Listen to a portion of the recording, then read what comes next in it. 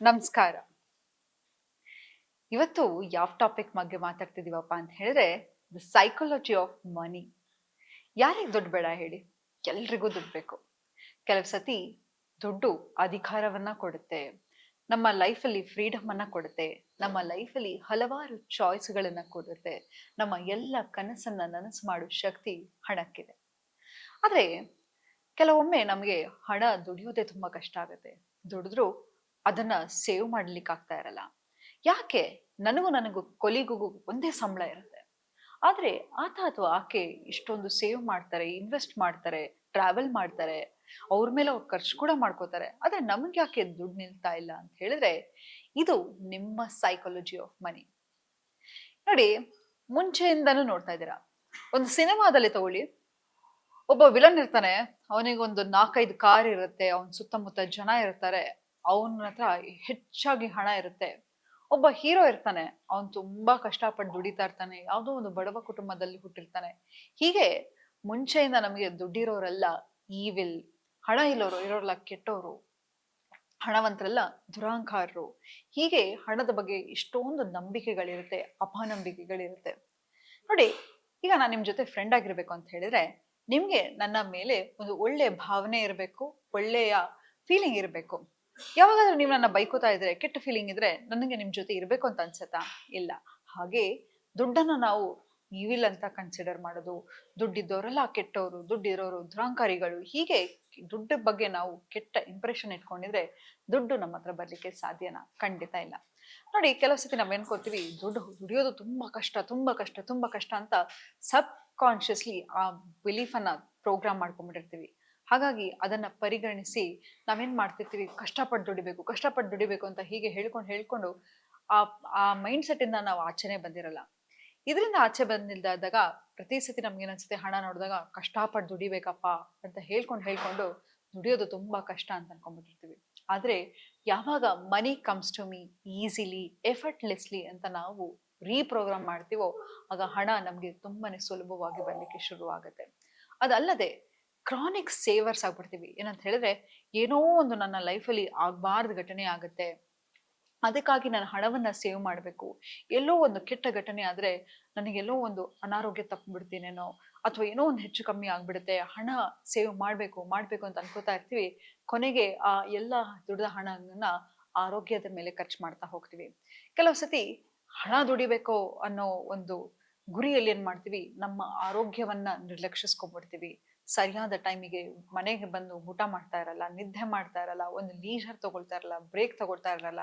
ಇದರಿಂದ ಅತಿಯಾದ ಹೆಚ್ಚು ಆಂಗ್ಸೈಟಿಗೆ ಒಳಗಾಗಿ ನಂತರ ಅದು ನಮ್ಮ ಆರೋಗ್ಯದ ಮೇಲೆ ತೋರಿಸ್ತಾ ಹೋಗುತ್ತೆ. ದುಡ್ದ ಹಣವನ್ನೆಲ್ಲ ಆರೋಗ್ಯ ಮೇಲೆ ಚೆಲ್ಬೇಕಾಗಿರೋ ಪರಿಸ್ಥಿತಿ ಬರುತ್ತೆ.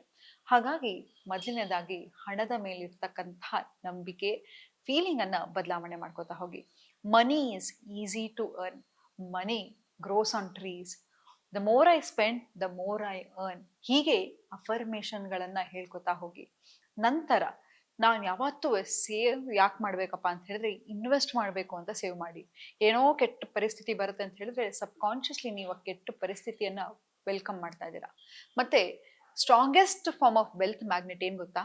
ನಿಮ್ಮ ಮೇಲೆ ಸ್ಪೆಂಡ್ ಮಾಡ್ಕೊಳ್ಳೋದು. ನೋಡಿ, ಯಾವಾಗ ನಿಮ್ಮ ಮೇಲೆ ಸ್ಪೆಂಡ್ ಮಾಡ್ಕೋತೀರಾ, ಒಂದು ಅಬ್ಬಾ ನಾನು ದುಡಿಬೇಕು, ನನಗೊಂದು ಉತ್ಸಾಹ ಇರುತ್ತೆ. ಹೌದು, ನಾವ್ ಯಾವಾಗ್ಲೂ ಏನ್ ಮಾಡ್ತೀವಿ ಗೊತ್ತಾ? ನಾನು ನಿಮ್ನ ಕೇಳಿದ್ರೆ ನಿಮ್ಮ ಲೈಫಲ್ಲಿ 3 ಇಂಪಾರ್ಟೆಂಟ್ ವ್ಯಕ್ತಿ ಯಾರು ಅಂತ ಹೇಳಿದ್ರೆ, ನೀವು ನನ್ನ ಅಪ್ಪ, ಅಮ್ಮ, ನನ್ನ ಹೆಂಡತಿ, ನನ್ನ ಗಂಡ, ಹೀಗೆ ಎಲ್ಲಾರ ಹೆಸರು ಹೇಳ್ತೀರಾ. ಆದ್ರೆ ನಿಮ್ ಹೆಸರು ಹೇಳ್ಕೊಳ್ಳೋದನ್ನ ಮರ್ತೋಗ್ಬಿಡ್ತೀರಾ. Strongest form of wealth magnet ಅಂತ ಹೇಳಿದ್ರೆ ನಿಮ್ಮ ಮೇಲೆ ಖರ್ಚು ಮಾಡ್ಕೊಳ್ಳೋದು. ನೀವು ದುಡಿಯೋದ್ರಲ್ಲಿ 5% ಆದ್ರೂ ನಿಮ್ಮ ಮೇಲೆ ಖರ್ಚು ಮಾಡ್ಕೊಳ್ಳಿ. ಖರ್ಚು ಮಾಡ್ಬೇಕು ಅಂತ ಹೇಳಿದ್ರೆ ಕಾಸ್ಟ್ಲಿ ಬಟ್ಟೆ ತಗೊಳ್ಳೋದಲ್ಲ, ಕಾಸ್ಟ್ಲಿ ಆಗಿರ್ತಕ್ಕಂಥ ಹೋಟೆಲಿಗೆ ಹೋಗೋದಲ್ಲ, ಇದ್ಯಾವುದೂ ಅಲ್ಲ. ನಮ್ಮ ನಮ್ಮ ನಾಲೆಜ್ ಅನ್ನ ಅಪ್ಗ್ರೇಡ್ ಮಾಡ್ಕೊಳ್ಳೋದಾಗಿರಬಹುದು, ನನಗೆ ಏನು ಬೇಕೋ ಅದನ್ನ ತಗೊಳ್ಳೋದಾಗಿರ್ಬೋದು. ಕೆಲವು ಸತಿ ಏನಾಗುತ್ತೆ, ನೀವು ನೋಡಿರ್ತೀರಾ, ನಮ್ಮನ್ನ ನಾವು ಒಂದು ಬ್ರ್ಯಾಂಡಿಗೆ ಟ್ಯಾಗ್ ಮಾಡ್ಕೊಳ್ಳಿಕ್ಕೆ ಶುರು ಮಾಡ್ಬಿಡ್ತೀರಾ. ಏನಂತ ಹೇಳಿದ್ರೆ, ಇಂತಹ ಬ್ರ್ಯಾಂಡ್ ಹಾಕಿದ್ರೆ ನನಗೆ ಜನ ನನ್ನನ್ನ ಪರಿಗಣಿಸ್ತಾರೆ, ಇಂತಹ ಒಂದು ಬ್ರ್ಯಾಂಡೆಡ್ ಜಾಗಕ್ಕೆ ಹೋದ್ರೆ ಜನ ನನ್ನನ್ನ ಪರಿಗಣಿಸ್ತಾರೆ, ಇಂಥದೇ ಒಂದು ರೆಸ್ಟೋರೆಂಟ್ ಹೋಗಿ ನಾನು ಇನ್ಸ್ಟಾಗ್ರಾಮ್ ಅಲ್ಲಿ ಫೋಟೋ ಹಾಕಿ ಟ್ಯಾಗ್ ಮಾಡ್ಬೇಕು, ಇಂತಹವರ ಜೊತೆ ಇರಬೇಕು. ಹೀಗೆ ನಮ್ಮನ್ನ ನಾವು ಒಂದು ವ್ಯಕ್ತಿಗೆ ಅಥವಾ ಒಂದು ಬ್ರ್ಯಾಂಡಿಗೆ ಟ್ಯಾಗ್ ಮಾಡ್ಕೊಂಡ್ಬಿಡ್ತೀವಿ. ಆದ್ರೆ ನಿಜ ಹೇಳ, ನಿಜವಾದ ಬ್ರ್ಯಾಂಡ್ ಅಂತ ಹೇಳಿದ್ರೆ ನೀವೇ. ನೋಡಿ, ಅದನ್ನೇ ಹೇಳೋದು, ನಮ್ಮ ಮೇಲೆ, ನಮ್ಮ ಪರ್ಸನಾಲಿಟಿ ಮೇಲೆ ಯಾವಾಗ ನಾವು ವರ್ಕ್ ಮಾಡ್ತಾ ಹೋಗ್ತೀವೋ, ಆಗ ನಮ್ಗೆ ಯಾವುದೇ ರೀತಿಯ ಈ ಫಾಲ್ಸ್ ಸೆಲ್ಫ್ ಎಸ್ಟೀಮ್ ಮೇಲೆ ನಾವು ಯಾವುದ್ರ ಮೇಲೆ ಫೋಕಸ್ ಮಾಡ್ಲಿಕ್ಕೆ ಹೋಗಲ್ಲ. ಯಾವಾಗ ನಮ್ಮ ಮೇಲೆ ನಮಗೆ ನಂಬಿಕೆ ಇರುತ್ತೆ, ನಾವು ಎಲ್ಲೂ ಆಚೆ ಕಡೆ ಅದನ್ನ ಹುಡುಕ್ತಾ ಹೋಗಲ್ಲ. ಸೊ ಹಾಗಾಗಿ ನಿಮ್ಮ ಮೇಲೆ ನಿಮ್ಗೆ ನಂಬಿಕೆ ಇಟ್ಕೊಳ್ಳಿ. ಮತ್ತೆ ಮನಿ ಅಂತ ಹೇಳಿದ್ರೆ ಮನಿ ಇಸ್ ಸೈಲೆನ್ಸ್. ನೋಡಿ, ಯಾರ ಹತ್ರ ತುಂಬಾ ಹಣ ಇರುತ್ತೋ ಅವ್ರು ಯಾವತ್ತೂ ಹಣದ ಬಗ್ಗೆ ಮಾತಾಡೋದೇ ಇಲ್ಲ. ಎಲ್ಲಿ ದುಡ್ಡಿರುತ್ತೋ ಅಲ್ಲಿ ಸೈಲೆನ್ಸ್ ಇರುತ್ತೆ. ಸೊ ಯಾರೋ ಒಬ್ರು ತುಂಬಾ ಬ್ರಾಂಡೆಡ್ ಬಟ್ಟೆ ಹಾಕೋದು, ಯಾವಾಗ್ಲೂ ಸದಾ ದುಡ್ಡಿನ ಬಗ್ಗೆ ಮಾತಾಡ್ತಾ ಇರೋದಾದ್ರೆ ಆ ವ್ಯಕ್ತಿಗೆ ಕಾನ್ಫಿಡೆನ್ಸ್ ಇಲ್ಲ ಅಂತ ಅದು ತೋರಿಸ್ತಾ ಹೋಗುತ್ತೆ. ಹಾಗಾಗಿ ಮನಿ ಅನ್ನೋದು ಸೈಲೆನ್ಸ್. ನೀವು ನೋಡಿ, ಯಾವುದೇ ಒಂದು ದೊಡ್ಡ ಹೋಟೆಲಿಗೆ ಹೋದ್ರೆ ಅಲ್ಲಿ ಎಷ್ಟು ಕ್ವೈಟ್ ಆಗಿರುತ್ತೆ, ಗಲಾಟೆ ಇರುತ್ತಾ? ಅದೇ ಸಂತೆಯಲ್ಲಿ, ಮಾರ್ಕೆಟ್ ಅಲ್ಲಿ ನೋಡಿ ಎಷ್ಟು ಸದ್ದಿರುತ್ತೆ. ಸೊ ಎಲ್ಲಿ ಅತಿಯಾದ ಹೆಚ್ಚು ಹಣ ಇರುತ್ತೋ ಅಲ್ಲಿ ಸೈಲೆನ್ಸ್ ಇರುತ್ತೆ. ಸೊ ಹಾಗಾಗಿ ನೀವು ಅಷ್ಟೇ ಬರೀ ಯಾವಾಗ್ಲೂ ಹಣದ ಬಗ್ಗೆ ಮಾತಾಡ್ತಾ ಇರೋದಲ್ಲ. ನಾವ್ ಯಾವಾಗ ಏನನ್ನ ಚೇಸ್ ಮಾಡ್ತಾ ಹೋಗ್ತೀವೋ ಅದು ನಮ್ಮಿಂದ ದೂರ ಹೋಗ್ತಾ ಹೋಗುತ್ತೆ. ಮತ್ತೆ ನಿಮ್ಮನ್ನ ನೀವು ರೆಸ್ಪೆಕ್ಟ್ಫುಲ್ ಆಗಿ ನೋಡ್ಕೋತಾ ಹೋಗಿ. ನೋಡಿ, ಕ್ಲೋಸ್ಡ್ ಡೋರ್ಸ್ ಅಲ್ಲಿ ನಾವ್ ಏನ್ ಮಾಡ್ತೀವಿ, ಆಚೆ ಕಡೆ ನಮ್ಮ ಪರ್ಸನಾಲಿಟಿಯನ್ನ ತೋರಿಸ್ತಾ ಹೋಗುತ್ತೆ. ಮನೆಯಲ್ಲಿ ಹರಿದೋಗಿರೋ ಬಟ್ಟೆ ಹಾಕೋದು, ಹರಿದೋಗಿರೋ ಬನಿಯನನ್ನ ಹಾಕೋದು, ನಮ್ಮ ಹಳೆಯ ಬಟ್ಟೆಯಲ್ಲಿ ಮನೆಯನ್ನ ಒರೆಸೋದಾಗಿರಬಹುದು, ಇದೆಲ್ಲವೂ ಕೂಡ ನೋಡಿ ಒಬ್ಬ ಮನುಷ್ಯನ ಎನರ್ಜಿ ಯಾವ್ದ್ರಲ್ಲಿ ಇರುತ್ತೆ ಅಂತ ಹೇಳಿದ್ರೆ ಆತ ಹಾಕೋತಕ್ಕಂತಹ ಬಟ್ಟೆಯಲ್ಲಿರುತ್ತೆ. ಸೊ ನಿಮ್ಮ ಎನರ್ಜಿಯಲ್ಲಿ ಇರ್ತಕ್ಕಂತಹ ಬಟ್ಟೆಯನ್ನ ಮನೆಯ ಒರೆಸಲಿಕ್ಕೆ ಹಾಕೋದಾಗಿರಬಹುದು, ಮನೆಯಲ್ಲಿ ಯಾವುದೋ ಒಂದು ಹಳೆ ಬಟ್ಟೆಯನ್ನ ಹಾಕೊಂಡಿರೋದಾಗಿರಬಹುದು, ನಿಮ್ಮ ಮೇಲೆ ನಿಮ್ಗೆ ಗೌರವ ಇಟ್ಕೊಳ್ದೆ ಹೋದಾಗ ಯಾವುದೋ ತಟ್ಟೆಯಲ್ಲಿ ತಿನ್ನೋದು, ಯಾವಾಗ್ಲೋ ಸ್ನಾನ ಮಾಡೋದು, ಇದೆಲ್ಲವನ್ನು ಮಾಡ್ತಾ ಹೋಗ್ಬೇಡಿ. ಇದೆಲ್ಲವನ್ನು ಮಾಡ್ತಾ ಹೋದ್ರೆ ದರಿದ್ರ ಲಕ್ಷ್ಮಿಯನ್ನ ಆಹ್ವಾನ ಮಾಡ್ದಂಗಾಗುತ್ತೆ. ಹಾಗಾಗಿ ನಿಮ್ಮನ್ನ ನೀವು ರೆಸ್ಪೆಕ್ಟ್ಫುಲ್ ಆಗಿ ನೋಡ್ಕೋತಾ ಹೋಗಿ. ಪ್ರತಿ ಸತಿ ನೀವು ಕನ್ನಡಿ ಮುಂದೆ ಹೋದಾಗ ನಿಮ್ಮ ಮೇಲೆ ನಿಮ್ಗೆ ಹೆಮ್ಮೆ ಅಂತ ಅನ್ಸ್ತಾ ಹೋಗ್ಬೇಕು.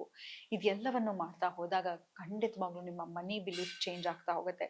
ಮತ್ತೆ ಒಂದು ಬುಕ್ ಪೆನ್ ತಗೊಂಡು ಯಾವ್ಯಾವ ದುಂದು ವೆಚ್ಚ ಮಾಡ್ತಾ ಇದ್ದೀರಾ, ಎಕ್ಸಾಂಪಲ್ ನೋಡಿ, ಈಗ ಏನಾಗಿದೆ ಅಂತ ಹೇಳಿದ್ರೆ ಮೊದ್ಲಾದ್ರೆ ಅಂಗಡಿಗೆ ಹೋಗ್ಬೇಕಿತ್ತು, ಬಟ್ಟೆ ತಗೋಬೇಕಿತ್ತು, ಅಥವಾ ಒಂದು ಆಟೋದಲ್ಲಿ ಹೋಗೋದಾಗಿರ್ಬೋದು, ಬಸ್ಸಲ್ಲಿ ಹೋಗೋದಾಗಿರಬಹುದು, ಅಲ್ಲಿ ಹೋಗಿ 40 ಸತಿ ಟ್ರೈ ಮಾಡಿ ಬೇಡವೋ ಅಂತ ಯೋಚನೆ ಮಾಡ್ತಾ ಇದ್ವಿ. ಆದ್ರೆ ಇವಾಗ ಏನಾಗಿದೆ ಅಂತ ಹೇಳಿದ್ರೆ ಎಲ್ಲವೂ ಆನ್ಲೈನ್ ಅಲ್ಲಿ ಸಿಗ್ತಾ ಹೋಗುತ್ತೆ.